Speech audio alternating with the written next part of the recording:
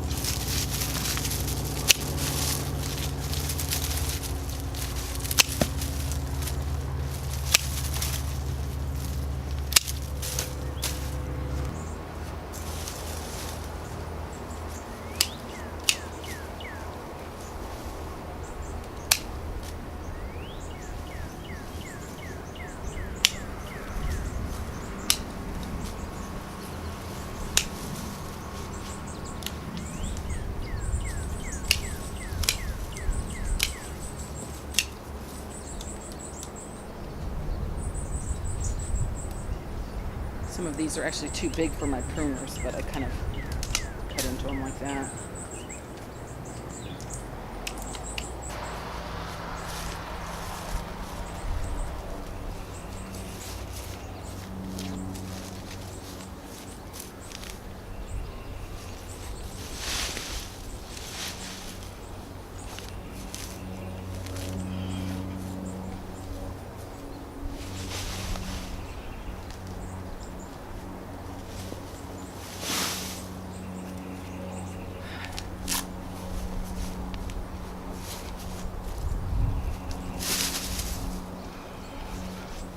A lot of this wood has a lot of marred spots in it, like this. It looks like where branches were but snapped off or something, maybe. Or maybe some sort of a sun scald. So I'm not sure how usable that's going to be. So I'm going to first take an X-Acto knife, or in this case a utility knife, and see if I can cut a neat slit down the entire length of the branch.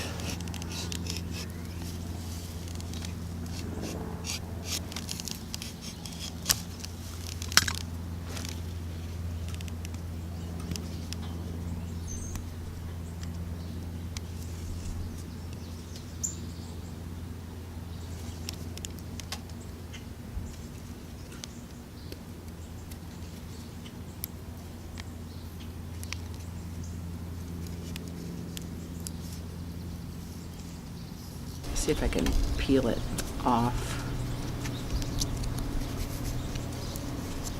in one big piece.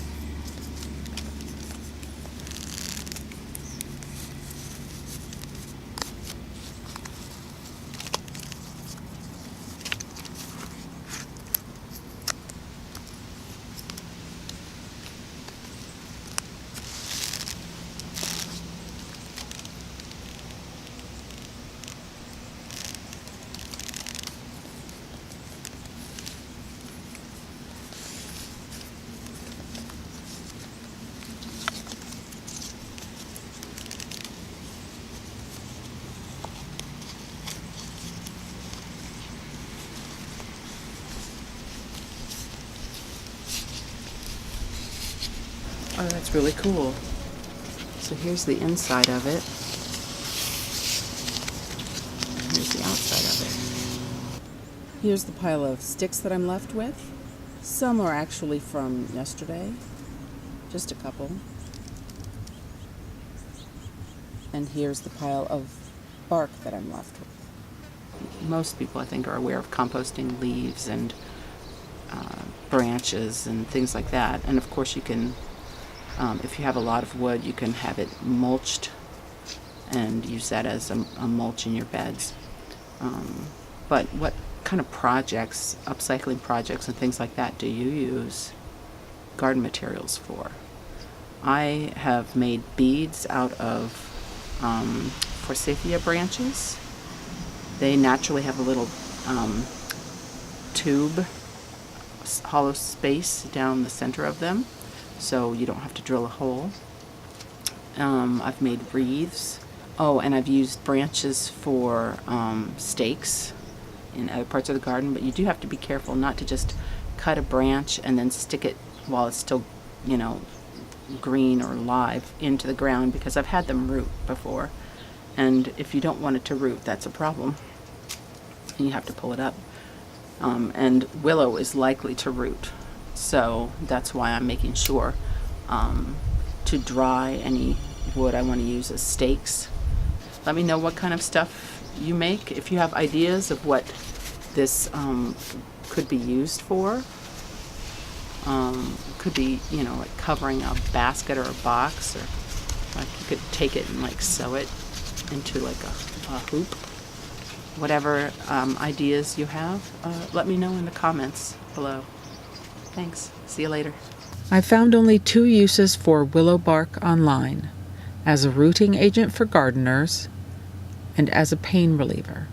I found many uses for willow wood online: furniture, baskets, bee skeps and brooms, cricket bats, walking sticks, and fishing rods, bean poles, garden stakes and fencing, construction, especially wattle and daub, skewers, campfire sticks, and pet toys, activated charcoal and artist's charcoal sticks, charcoal for burning and for making gunpowder.